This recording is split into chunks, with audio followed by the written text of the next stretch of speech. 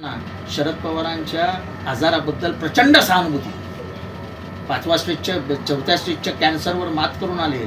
मांडीचं हाड मोडल्यानंतर परत चालायला लागले. आज महाराष्ट्रात फिरतायत, प्रचार करतायत. चला आपल्या गालावरती एक पुळी आली तर आपण घरी जाऊन बसतो. त्यांना मी अशा परिस्थितीत पाहिलंय की इतकंसं रक्त गळत होतं, तर तोंडावर रुमाल मारून ते प्रचार करत होते. दानवे साहेब काय बोलताय ते सांभाळून बोला. कशाला बीजेपीला मतं आणताय, बीजेपीचं समर्थन आहे असं दाखवतं. बीजेपीची 50% मतं कमी होतील. सर, काल मुख्यमंत्र्यांनी मेळावा घेतला ठाण्यामध्ये 4ही उमेदवारासाठी.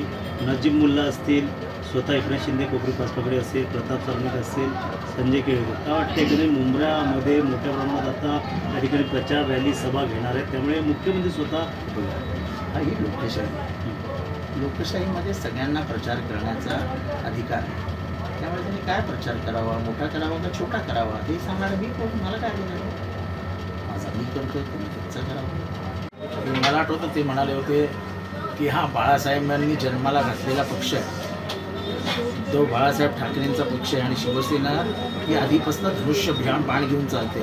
तुम्हाला कुठलाच अधिकार नाही हा पक्ष आणि चिन्ह घेण्याचा, असं त्यांनी सल्ला एकनाथ शिंदेंना दिला. मात्र आता कुठेतरी अजितदादा म्हणतात की तुम्ही तुमचा पक्ष बघा, मी माझं बघतो. आणि याच भाजपने पक्ष फोडल्याच्या नंतर अजितदादा असतील, एकनाथ शिंदे असतील आणि देवेंद्र फडणवीस हे काही बोलत नाही. राज ठाकरे देखील भाजपबद्दल काहीच बोलत नाही.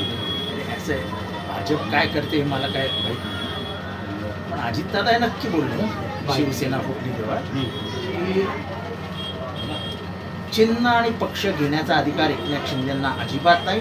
हा बाळासाहेबांचा अधिकार होता आणि तो त्यांनी उद्धव साहेबांना दिला. भाजपने 2 प्रादेशिक पक्ष फोडून त्याच्यामध्ये आता सध्या भांडण लावलं आहे का, काय वाटतं? कारण का प्रादेशिक पक्ष आपापसामध्ये भिडतात आहे, भाजप एकीकडे जाय असं पाहायला मिळतं. भाजपला पूर्ण जी प्रादेशिक पक्ष, ही प्रादेशिक प्रांतिक ताकद आहे ती संपवायची असते. बघा, त्यांनी तेलंगणामध्ये संपवला केसीआरला, त्यांनी ओडिसामध्ये संपवला नवीन पटनायकला. जिथे जिथे ते प्रादेशिक पक्षाबरोबर युती करतात तिथे तिथे त्या प्रादेशिक पक्षाच्या नेत्याला समाप्त करून टाकतात आणि तो प्रादेशिक पक्ष घेऊन टाकतात. हेच त्यांनी आसाममध्ये केलं. पूर्वी आसामची जी विद्यार्थी संघटना होती, प्रफुल्ल कुमार महंत त्यांचा लीडर होता, तर त्याला आपल्याजवळ घेतला आणि त्या तो कधी कुठे गेला हे कळलंच नाही. आसू नावाची all India Assam students union नावाची युनियन होती, त्यांचा मुख्यमंत्री होता. पुढे काय झालं, भाजपला जोडून घेतलं, डोक्यावरून टाकलं मगरींनी. सर, आता राज ठाकरे यांनी पुन्हा वक्तव्य केलं आहे, ते म्हणजे मशिदीतून आता फतवे काढले जातात निवडणुकीसाठी. काय वाटतं एकंदरीत पुन्हा आता टार्गेट मुस्लिम? असे की जोपर्यंत हिंदू मुसलमान, भैया मराठी, दलित विरुद्ध दलित इथं हे करत नाही तोपर्यंत त्यांना यशच मिळणार नाही. आणि तसेही यश मिळणार नाही. नंतर लोकांना कळलं राज ठाकरेंच्या बदलत्या भूमिका. हा एखाद्या चित्रपटातला हिरो असतो ना, जो दिवारमध्ये एक काम करतो, तो शोलेमध्ये एक काम करतो, तो नमक हराममध्ये एक काम करतो, नमक हलालमध्ये एक काम करतो. तसं आहे यांचं. तर नया म्हणजे दिवस उजाडला की नवीन भूमिका. योगी आदित्यनाथ जे वाशिममध्ये आले होते, बटेंगे तो कटेंगे असा पुन्हा नारा दिलाय. का वाटतं कटेंगे तो बटेंगे तो कटेंगे. आणि आमचा नारा काय,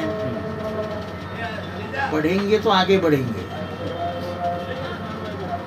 आम्ही शिक्षणावर बोलतो, आम्ही समाज व्यवस्थेबद्दल बोलतो आणि यांना समाज व्यवस्थेची चिरफाड करायची.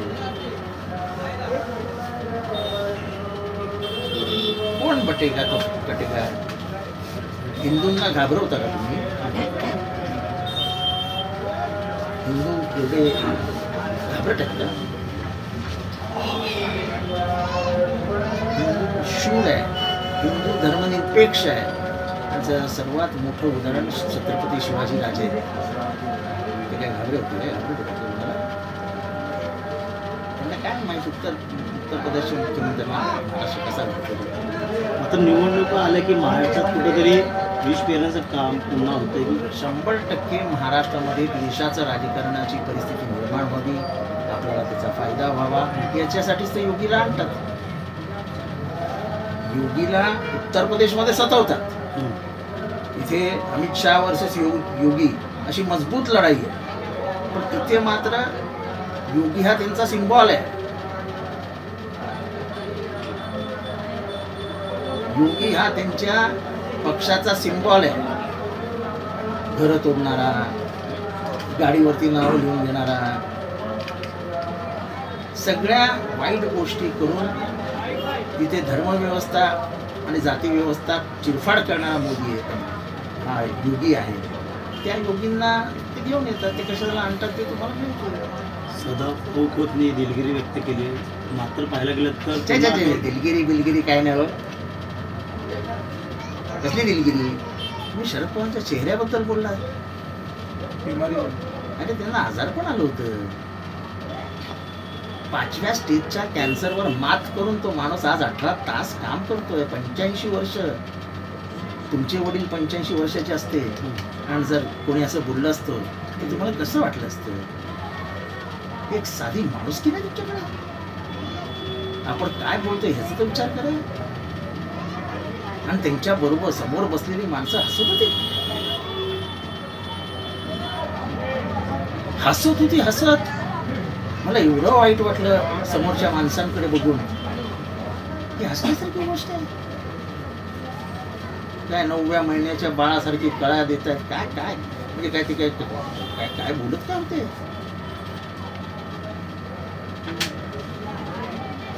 महाराष्ट्र माफ करणार नाही. शरद पवारांच्या चेहऱ्यावरती बोलणारा याला राजकीय माफी नाहीये महाराष्ट्राकडनं. आणि त्याच्या वक्तव्यावरती हसणाऱ्यांना त्याहून नाही. तुम्ही एवढे ज्येष्ठ नेते आहात, एका ज्येष्ठ भीष्मा म्हणजे महाराष्ट्राच्या राजकारणाला भीष्माचार्य, त्याच्यावर अशी घाणेरडी टीका होत असताना तुम्ही समोर बघून हसता. या विकृत विषयाला महत्व देता. तुम्ही तिथनंच सांगायला पाहिजे होतं सदाभाऊ असं बोलू नका. मोदींनी देखील वाहवा केली होती काळे. त्याच्याबद्दल आम्हाला काही बोलायचंच नाही. मोदी तर नेहमीच म्हणतात की मी त्यांच्या करंगडीला धरून राजकारणात आलो. त्याच्याबद्दल नाही बोलायचं. मला बोलायचं आहे की महाराष्ट्राची राजकीय संस्कृती किती खाली आली आहे की अशा घाणेरड्या टीकेकडे टीका ऐकून लोक असतात. माझ्याकडे क्लिपिंग आहे, तुम्ही क्लिपिंग बघा. ते बोलतायत आणि समोर कोण बसलंय? महाराष्ट्राचे मुख्यमंत्री होऊन गेले. अशा प्रकारचं हसणं म्हणजे कितपत योग्य आहे? कुठलं? देवेंद्र फडणवीस महाराष्ट्राचे मुख्यमंत्री होऊन गेले. मला तेच आश्चर्य वाटतं की त्यांनी हसावे. म्हणजे हा जोक आहे. सदाभाऊंच्या वडिलांना असा कुठला विकार झाला असता आणि कोणी बोललं असतं त्या सदाभाऊंना वाईट वाटलं नसतं. तो तर आमचा महाराष्ट्रातला बाप आहे रे. आमचा बाप आहे. आमचा बाप आम्हाला जन्म दिलाय. आम्ही रस्त्यावर चालणाऱ्या पोरांना त्यांनी इथपर्यंत आणलं त्या माणसांनी.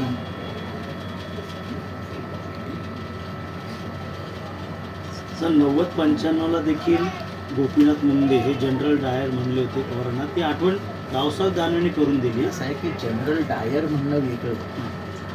तुम्ही त्यांना नाव काही म्हणा, जनरल डायर म्हणा, काय म्हणायचं ते म्हणा.